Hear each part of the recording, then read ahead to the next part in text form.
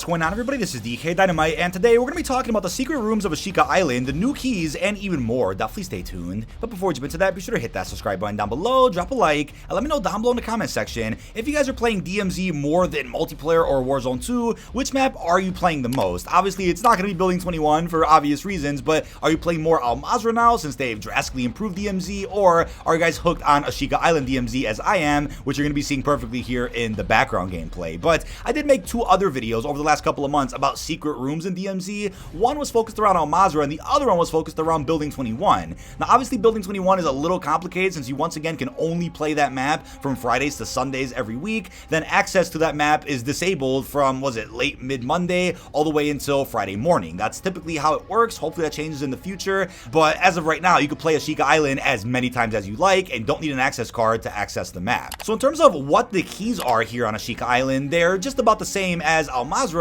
You don't actually find any key cards here on Ashika unless they're Stronghold key cards or some key cards that are for Building 21, whether it's access cards for the map or colored key cards to access some of those secret rooms. Again, aside from that though, every secret area across Ashika Island DMZ can be opened with a regular key. Now, these regular keys can be found in random loot chests, toolboxes, care packages. You can find it across some dead enemies if you go ahead and loot their bags. I mean, even some of the AI could drop keys from time to time. It's a little rare though. And what is recommended though is that you do stash those keys away, exfil with them, and only bring in maybe 1 or 2 max per match. Don't spawn in with 5 or 6 of them, because if you manage to bleed out or get wiped or you disconnect, you'll lose all of those keys, which is very, very unfortunate. Now, some keys have 3 uses, some have 2 uses, and some are single use keys, right? It'll let you know right in the HUD on the actual key itself, or at the main menu when you look at your inventory, you can see how many uses you have per key. And when you grab a key, it'll tell you exactly where you need to go with it, or sort of at least. It'll give you a name of the key itself,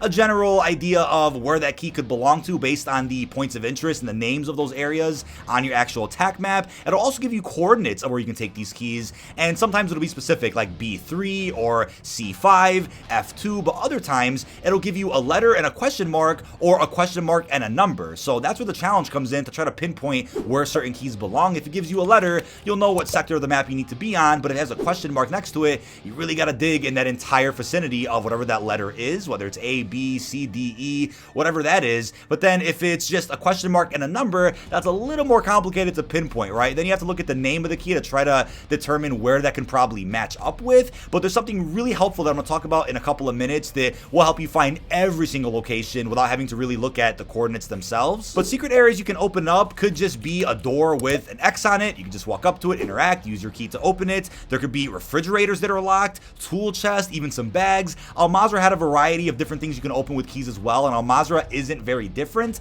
So there's a lot of similarities with how the gameplay loop works on Mazrah to Ashika Island. Building 21's a little bit different, where you don't see secret areas like that, only the colored doors which require those key cards. But aside from that, does not have a variety of things you can open like Mazrah and Ashika Island do. Now, there's also the Stronghold key cards, which I already showed you guys footage of, and I did mention earlier are very easy to find in random loot chests, across dead bodies, killing AI, and Strongholds are marked everywhere across Ashika Island. There's quite a few of them, and to me is your best method of regaining when Building 21 is not available to play. So going into a Stronghold, you can expect a lot of different orange chests, a lot of high armored enemies, high tier enemies that will drop some armor plates for you, a bunch of weapons with a decent amount of attachments, and you can find just about everything you're looking for in these Stronghold sites. I mean, even going to the secret rooms that I already showed you guys on screen a little bit, you'll come across those 3-play vests, those durable gas masks, some larger backpacks, better rarity weapons. I mean, you'll come across everything you're looking for if you do have one of those rough matches at DMZ where you get wiped or you disconnect and lose your inventory. I was also reminded by the community out there that with the launch of Season 2,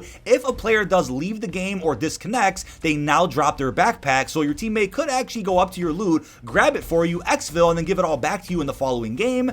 Or let's say you're playing with randoms and that random player disconnects or leaves or whatever the case is, you could then take their stuff if they had some decent loot and use it to your advantage and take it wherever else you want to go in other matches of DMZ. So there have been some really awesome updates for regaining, and obviously utilize Strongholds as much as you guys can if you desperately need some decent loot to go up against the tough AI and the skilled players that will be roaming around Ashika DMZ. Now, if you guys are familiar with DMZ over on Mazrah, you know there's a difference between denied areas and Strongholds, and denied areas are present here on Ashika Island. There's one in City Hall, which requires a key to get into, and there's also a denied area within the Suki Castle towards the center of the map. Now, aside from City Hall, Well, that's very simple. You just walk up to that door, open it with the key, and you can roam around inside, get some great loot, whatever the case is there. But Suki Castle is interesting because there are multiple ways to get into the castle that I just realized as of a couple of days ago. So obviously, as I covered when the weapon cases first came out on Season 2's launch day, you can obviously go up to the Wheelson, destroy him, hack him, and that'll allow you to enter the castle. But if you find a Suki Castle entrance key,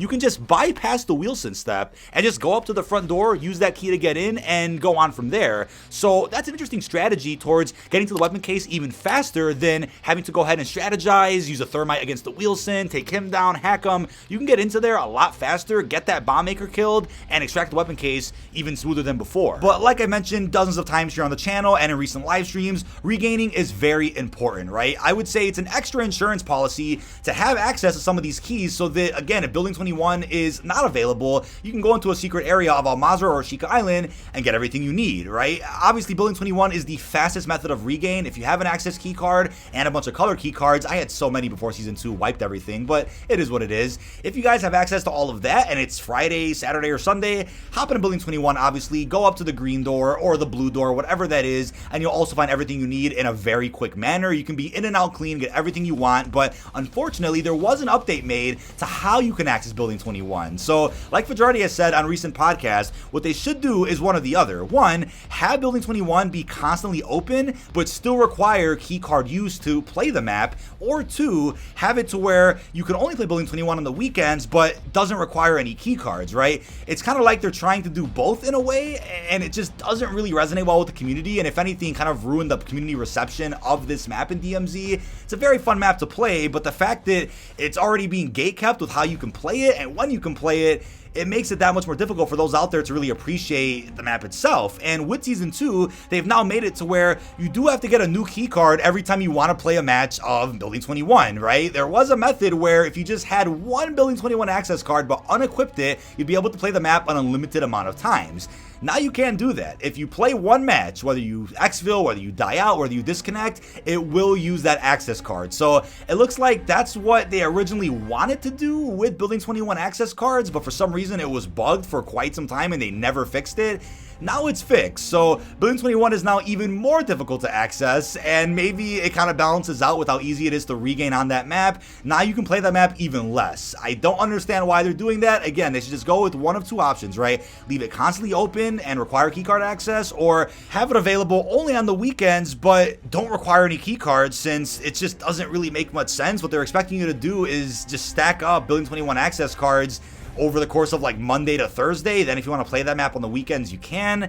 Not really a big fan of that. Luckily, Ashika Island doesn't have that problem. But speaking of all these secret areas and where the keys go, there's something really helpful that you guys really need to look at, and that is dmzmap.net/Ashika Island, a website put together by some phenomenal members of the DMZ community. I'll have it linked down below in this video's description. The link to also join their Discord server to show them support is also linked in the description, and is also linked on their website. If you go over to this page, you can see every single secret area that's known so far on Ashika Island. So if you guys find a key and you're like, wait, where does this go? Instead of looking at the coordinates in the game menu, you can actually go ahead and just pop this website open and search whatever that key says, and it may be on here, right? This will obviously be updated as time goes on. As every week passes by, more and more secret areas will be found on this map, of course, and they already confirmed that more Easter eggs and secrets are going to be added to this map over the course of Season 2, so expect many updates to this page, which does have every single secret area. It also has the same deal for Mazrah, right? I'll be making a separate video about the new secret areas that were added to Mazrah as well. This website also has, as of right now, quite a few new areas that were added in Season 2 and all the previously known areas from Season 1. Now, it's cool that when you pick up a key, it tells you what map the key is for.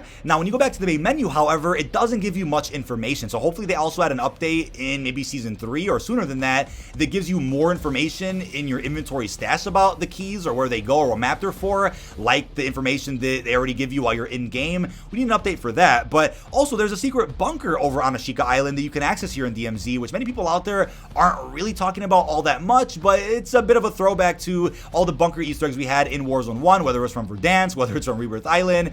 Bunkers play a big part of the Warzone 1 legacy, so I'm glad they're still kind of touching on bunkers a little bit here in Warzone 2. As you can see, you can come up to the bunker and there's no way to actually interact with the keypad to open it, but if you go underwater, there's a secret entranceway that is unfortunately armed with a trip mine, so be careful with that and disarm it. Don't do what I did and go right through it, because I'm as blind as a bat and couldn't notice it. And there's also a second set of tripwires stairs right on the other side when you actually swim through this. Also watch out for that one, right? I was a bit of a guinea pig here and just went right through not knowing that they were there, but disarm those, go all the way through, and on the other side, you can access this secret area, which has plenty and plenty of fantastic loot, orange chest, high rarity weapons, durable gas mask, 3-play armor satchels, a ton of cash, lots of loot that can help you regain as well if you guys maybe spawn close to this area during a match of Ashika DMZ, and maybe you spawn in with a 1-plate vest, don't have too much good inventory, whatever the case is there, you can use this area to your advantage as well. Then upon walking right up here to the other side of the bunker door, the bunker will completely open and will stay open for the remainder of that match. Now, there's also other Easter eggs that are on Ashika Island right now that I'll be covering in a separate video,